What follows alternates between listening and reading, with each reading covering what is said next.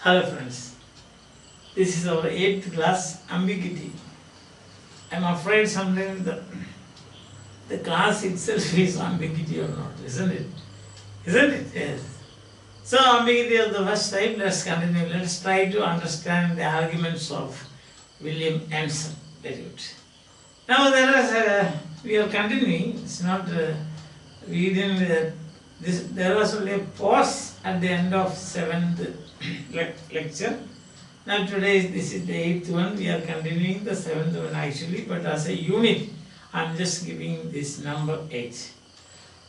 There are a few lines from Ben Jonson. Say for example, we have got, Pan is our all.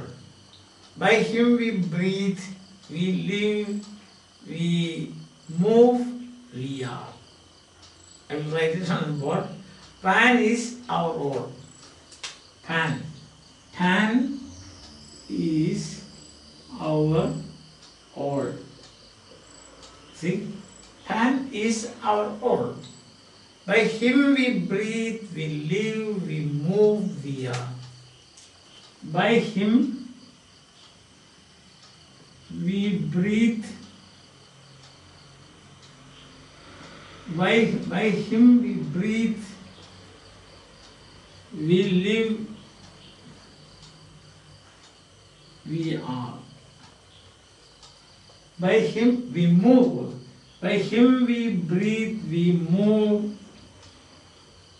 we live, we are. Simple. Pan is our all. By him we breathe, we live, we move, we are. But when he frowns, the sheep. But when he frowns, the sheep, alas, alas. But when he frowns, the sheep, alas, what happens?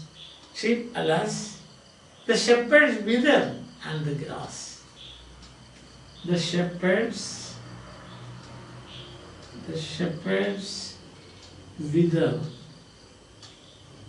and the grass. Now, where is the ambiguity? You can see it now when you read it. Pan is our all. By him we breathe, we move, we live, we are. But when he frowns, the sheep, alas, the shepherds wither and the grass. So where will you find the by proximity, alas should go to with the sheep. Proximity means nearness. So here is a frowns, the sheep, alas. This is one interpretation. The sheep, alas, because sheep is very near to alas. So by proximity. But by rhyming, it should go with the grass. Alas, grass. See that? So by proximity, alas should go with sheep. By rhyming, it should go with the grass. So here is the ambiguity. And further, if we know the context, Pan is the name of James the First. So if we say like that, further complication will be there. But this is for the time being, just to understand that the ambiguity of the first type, these 4 lines and how alas is placed in these lines, that is what gives rise to ambiguity. You understand that? Okay. And now we will move on to another example of ambiguity of the first type. As I told you, many examples are given in the text. Practically not possible to take all the examples and analyze. Here and there we will take some and then you get an idea. Here is a line from Browning. He says, I want to know a butcher pains. I want to know, from Browning, I want to know a butcher paints. I want to know a butcher paints. This is what it is. Now a butcher, I want to know a butcher paints means, what are the implications? The whole class of butchers, are they painters? Just one butcher paints, or one butcher whom I know paints. You understand? Implication. So this again is, you remember I told you, in the beginning of this class, the police were asked to stop drinking by midnight. Implications. What are the implications? Already I have explained. Like that. I want to know a butcher paints. It will be the whole class of butchers. Means one as a specimen. Just one or one item. Poetic language, as you can see, carries a wealth of implications. Poetic language carries a wealth of implications. Simple lines, again, once already I have given miles to go before us sleep. And miles to go before us. It was said that Pandit Jawaharlal Nehru wrote these lines and kept it on his table. Miles to go before his sleep. Then there, what different meaning, isn't it? Or if somebody is traveling, then it's a different meaning. So wealth of implications. That's it. La Belle Dame Sans Merci, the title itself. How many possible meanings are there? You can see that. So like this. So, wealth, just as when you have got a wealth of implications, then what happens is the ambiguity, the rate of ambiguity also becomes, what we should say, becomes numerous. You can say. The number, not the rate, the number of ambiguities, they become numerous. Understand? Now, another point to note is how rhythm can cause ambiguity. Rhythm. Here is a line from A. Houseman. Horror and scorn and hate and fear and indignation. Horror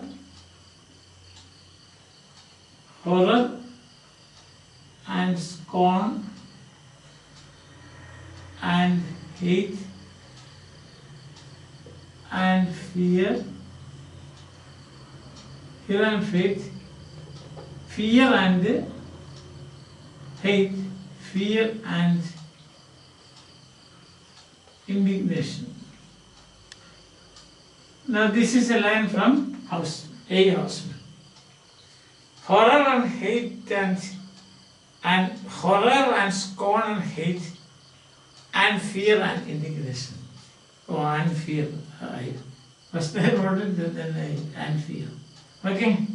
And fear and indignation. Now this is, here is it's a rhythm that creates a problem.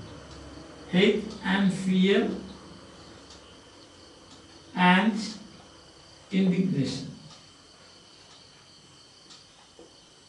Now, the first cut here, if we give the cut here, rhythm, the chief rhythm, or we can say the stress, is on hate. See, here it is. Then, horror and scorn and hate. Horror and scorn and hate. Then the next is on fear. And fear and indignation. And fear and indignation. See like this. Horror and horror and scorn and hate. Horror and scorn and hate and fear and indignation.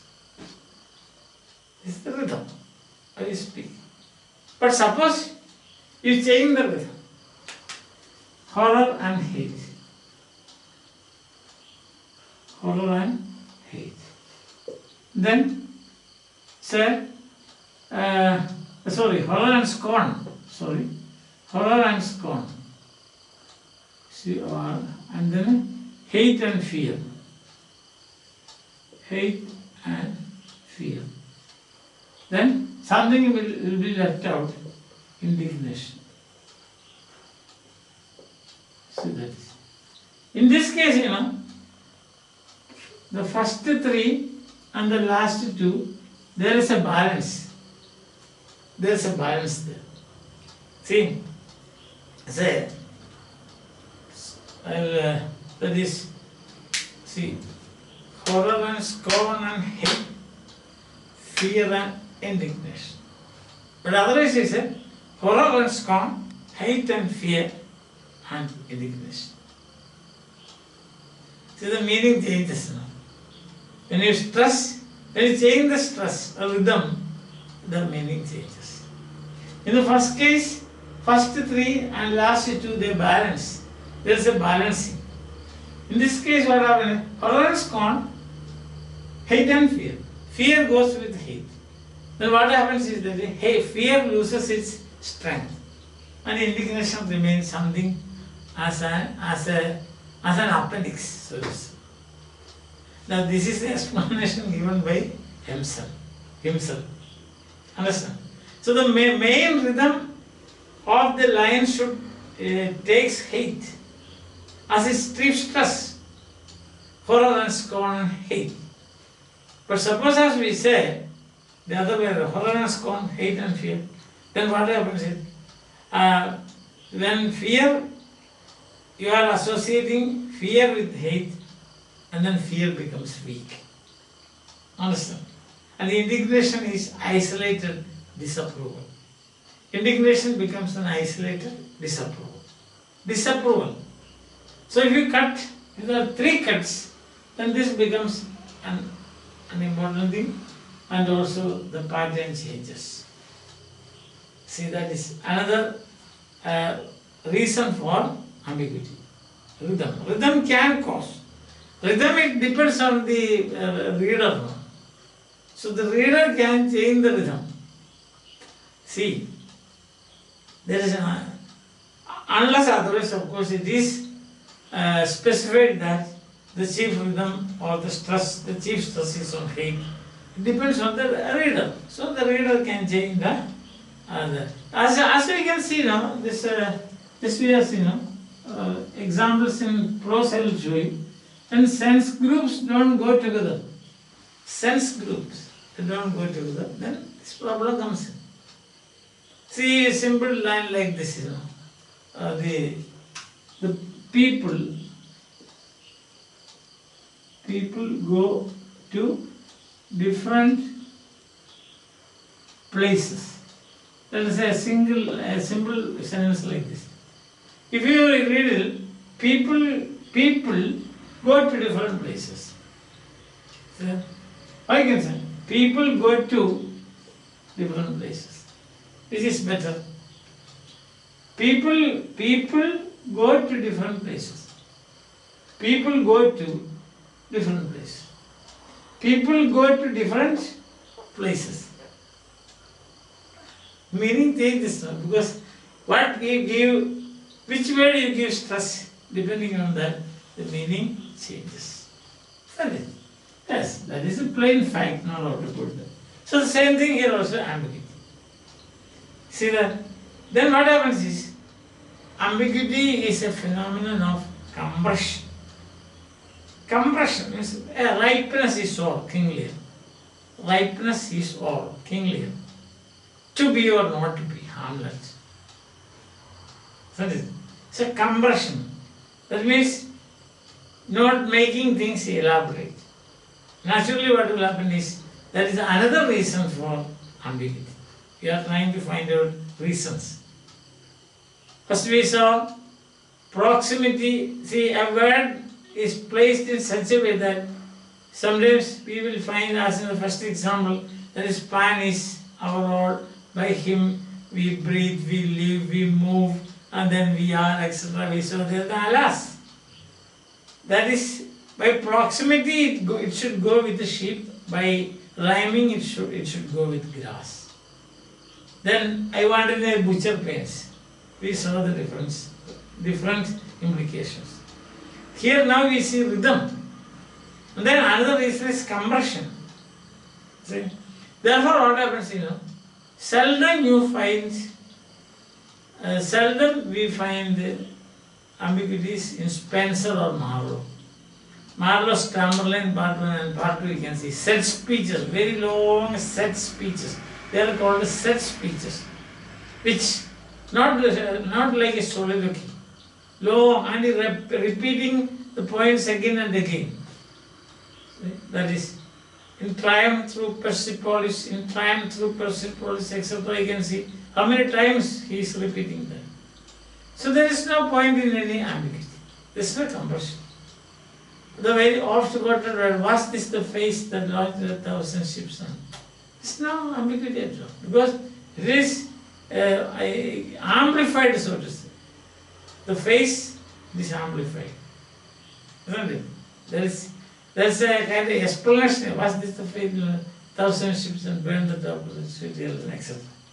So there is you don't find any. When you speak about rhythm, as Empson says, we cannot but mention the name of Spencer. Although there is no compression, or there is no visible ambiguity or tangible ambiguity, if that is difficult, no ambiguity. So it is something that we cannot point out in Ferrikin, for example. Prothalamian, epithalamian. You are reading it now. So you will find that it is many descriptions are repeated, you will find. You find word pictures, so to say. See that? So there is no need of any. What you see, what is described, you can see in front of you. Therefore, there is no scope for any ambiguity.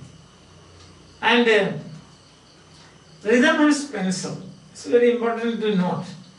Spencer concentrates his attention to the movement of his stanza. How the stanza moves. See, the basic rhythm, the pattern of rhythm in Spencer is, the basic pattern is A-B-A, B-B-C, B-C-C. A-B-A, A-B-A, B-B-C, isn't it? A-B-A, then you have got a B-B-C, B-C-C. This is the basic rhythmic pattern you find. And then what happens is that, this is repeated. This is a unit. But his masterly use of rhythm, see that? No need to concentrate on the lightning flashes of ambiguity, he says. These are the words I am quoting from Empson. Since his masterly use of rhythm, there is no need for him to concentrate on the lightning flashes of ambiguity. Lightning flashes of ambiguity means an ambiguity falls on you as lightning, isn't it? I want to know a butcher pains. It's a lot of things, implications, so it's like a lightning. So what does Spencer do? Spencer is, what we can see, steady, untroubled. There is an untroubled flow of lines in Spencer, you will find. You have Ferrikin, you must be reading a section of that for your MA, postgraduate. The Cave of Despair, you can see. So the flow is very steady. Then he makes no rapid changes of sense or feeling.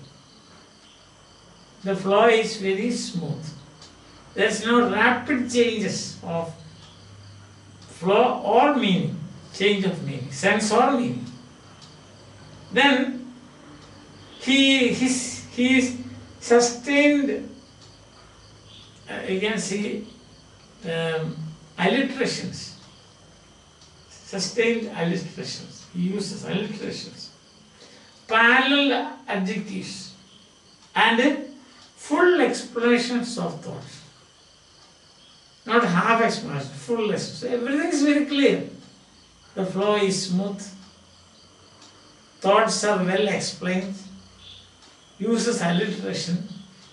There's no sudden flashes. Nothing of that sort. There's no sudden change of feeling or sense. Right? Parallel adjectives as we have seen. And then what happens is a dreamy repetition. There's another thing that you of great stanza, of his great stanza, perpetually pausing at its close. There is a dreamy repetition of the great stanza, perpetually pausing at the close. And the basic unit is ABA, BBC, BCC. And this he repeats. So there is no point in any compression. There is no point in any ambiguity. So what I was trying to tell you today, after reading William Empson, what I am trying to tell you today is ambiguity is a result of compression.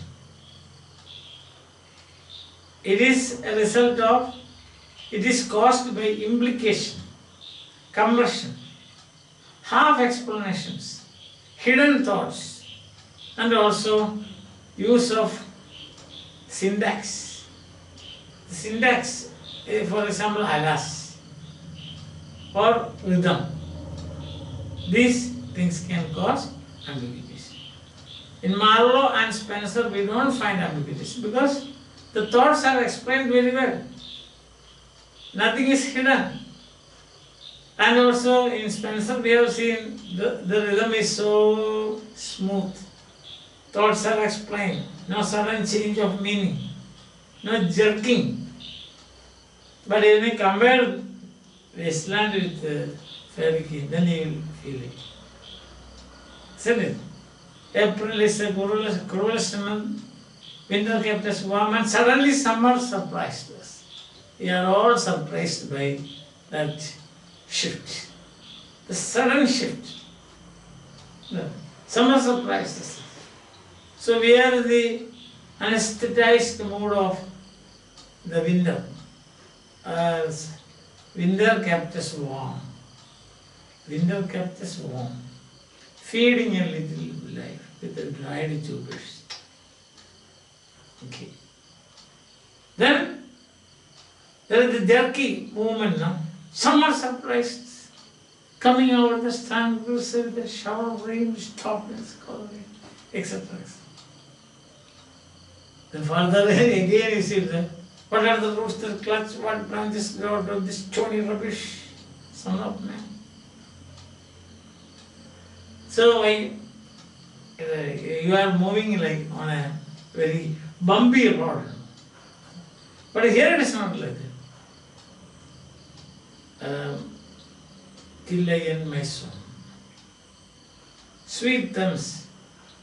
See? You flow. Gently flow. Isn't it? Till I end my song. That is how it goes. So there is no ambiguity, there is no problem. I hope you understand. We continue this.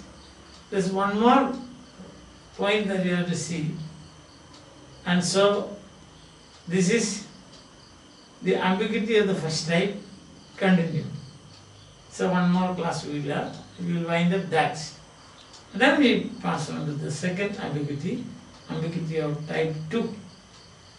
Again, as I told you, too many examples and too many textual, too many examples and too many textual references that we cannot be in a lecture like this. Practically, there is limitation. Understand? Each and every passage to take like this, write it on the board and explain this, it will take a very long time. It is tedious. I am sure that you won't you won't be able to listen to me like this. Now what I am trying to do is just giving you an idea about it. What is ambiguity? What are the possible reasons for ambiguity and so on. Okay. Hope that you will bear with me. You will be with me in this journey through the 7 types of ambiguity. We haven't finished even the first one. But I will try to say shorten it as far as possible. But when I shorten, then I also have to do justice to what I said. I hope you understand. Right, we continue in the next class. Bye. Have a nice day. Enjoy your life.